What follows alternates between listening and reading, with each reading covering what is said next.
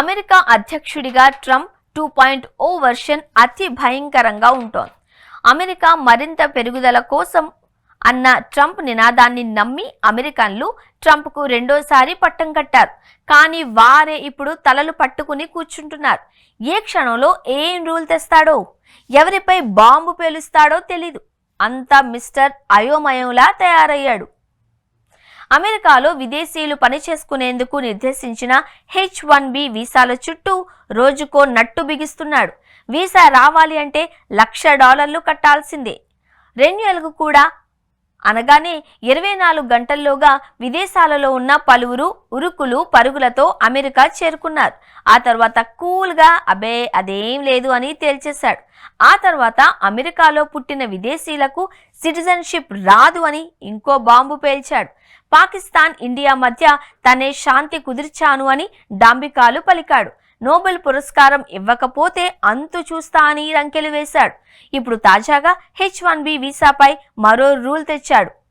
H-1B వీసాకు దరఖాస్తు చేసుకునే వారి లింక్డ్ఇన్ పేజీలు, రెజ్యూమ్లు విధిగా చెక్ చేయాలి అని, రివ్యూ చేయాలి అని దౌత్యవేత్తలకు అమెరికా స్టేట్ డిపార్ట్మెంట్ హుకుం జారీ చేసింది. ఈ మేరకు డిసెంబర్ 2న అన్ని అమెరికా ఎంబసీ కార్యాలయాలకు వెట్టింగ్ ఆదేశాలు జారీ అయ్యాయి.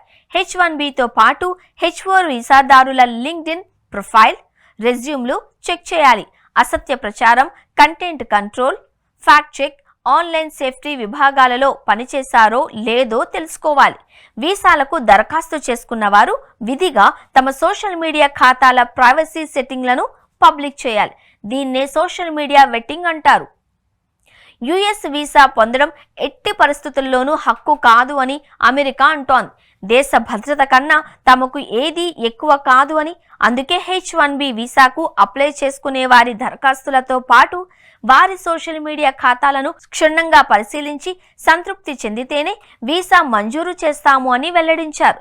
H-1B వీసా దరఖాస్తుదారులలో చైనా, ఇండియన్లే అత్యధిక సంఖ్యలో ఉంటారు. కాగా అమెరికా, యూరప్ దేశాలు ఇలా వలస నిబంధనలను కఠినతరం చేస్తే అది వారి దేశానికే నష్టము అని భారత విదేశాంగ మంత్రి జయశంకర్ అన్నారు. టాలెంట్ ఉన్నవారిని అడ్డుకుంటే అది వారి దేశ ప్రయోజనాలకే గొడ్డలి పెట్టు అని వ్యాఖ్యానించారు.